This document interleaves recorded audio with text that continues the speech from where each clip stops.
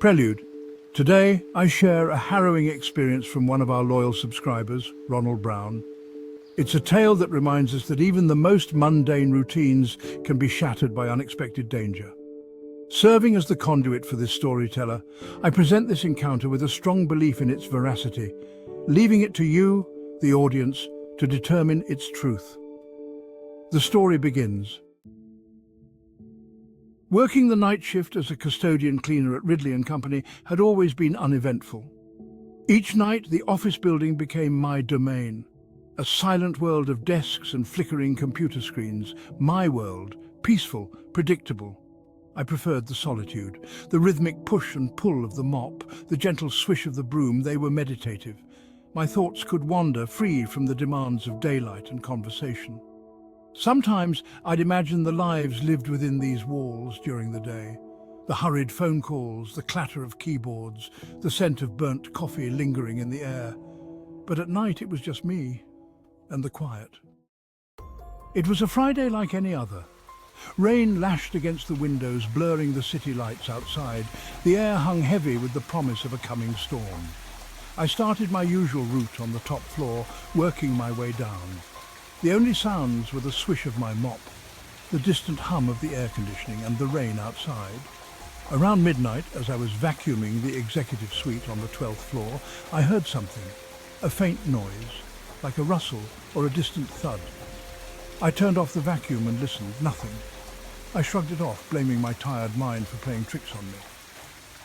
As I moved to the next office, I noticed something odd. The door to the CEO's office, which was always locked, was slightly ajar. I paused outside the executive office, my hand hovering over the doorknob. A faint sound, like someone whispering, drifted from inside. I froze. The hairs on the back of my neck stood on end. I listened intently. Silence. Maybe it was just the wind whistling through a crack in the window. I took a deep breath, trying to steady my nerves, and pushed open the door.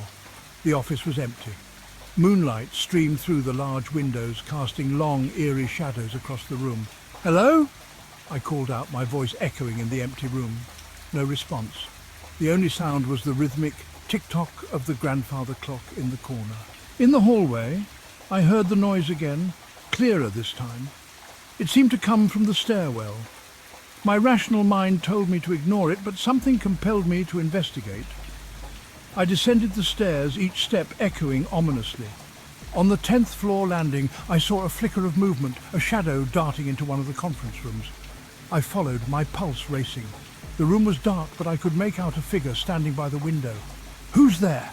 I demanded, my voice trembling. The figure turned slowly, and I gasped.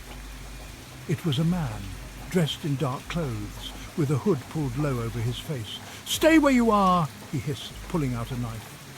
My heart dropped, and I felt a surge of adrenaline. I had to get out of there. I took a step back, trying to keep my distance. "I don't want any trouble," I said, my voice shaking. "Neither do I," he replied, his voice cold and menacing. "But you're in the wrong place at the wrong time." He advanced slowly, and I realized I had to act fast. I turned and bolted out of the room, slamming the door behind me. I heard him curse and give chase. I sprinted down the hallway, my breath coming in ragged gasps. What does he want? Why is he here? My mind raced as I tried to make sense of the situation.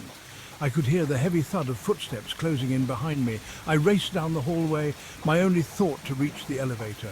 It was my only chance, my only hope of getting away. I slammed my fist against the down button over and over again. "Come on, come on!"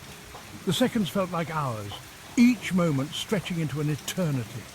The elevator doors finally slid open, and I stumbled inside, hitting the button for the ground floor. My hands were shaking, my mind racing with fear and desperation. As the doors began to close, I caught a glimpse of the figure, their face obscured by the shadows, their eyes burning with a cold, malevolent light. I huddled in the corner of the elevator, my chest heaving, the metallic tang of fear thick in my throat. I fumbled for my phone, my hands trembling so violently I could barely dial 911. 911, what is your emergency? My voice came out in a choked whisper. "There's someone in the building at..." I struggled to catch my breath. "Please, hurry!" I gave the operator the address and collapsed back against the wall, clutching the phone to my ear. When the elevator doors finally opened to the brightly lit lobby, I stepped out cautiously, my senses on high alert. The safety of the light was a welcome relief, but I knew I couldn't let my guard down. Not yet. I scanned the lobby, searching for any signs of danger. With a deep breath, I walked towards the exit, my steps filled with determination. I didn't know what lay ahead, but I knew one thing for certain. I had to keep moving. Once outside, I waited anxiously for the police to arrive, scanning the surroundings for any signs of the intruder. The wail of sirens in the distance was the sweetest sound I'd ever heard. The police arrived within minutes, their faces grim and determined. "Are you okay?" he asked. I nodded, tears of relief streaming down my face. "There is a man inside. He had a knife." The police searched the building, but the intruder was gone. The door to the CEO's office was still ajar, but nothing was missing. The only evidence of their presence was the lingering sense of dread that hung heavy in the air. The police took my statement, their expressions a mixture of skepticism and concern. They promised to investigate, but I could tell they didn't believe me. Just another overactive imagination, another false alarm, they thought. I sat in the back of the squad car, wrapped in a thin blanket, watching the sun rise over the city skyline. The night had been long, filled with moments that seemed to stretch into eternity. The blanket offered little warmth, a stark contrast to the coldness that had settled deep within me, the chilling certainty that I had been moments away from something truly terrible. The fear was not just a fleeting emotion, it was a physical presence, a weight that pressed down on me, making it hard to breathe. I never went back to that office building. The thought of stepping foot inside again, of being alone in that silence, filled me with an overwhelming sense of dread. I couldn't do it. I tried to explain it to my friends, my family, but the words seemed to stick in my throat. How could I articulate the sheer terror, the bone-deep certainty that I had looked into the face of pure evil?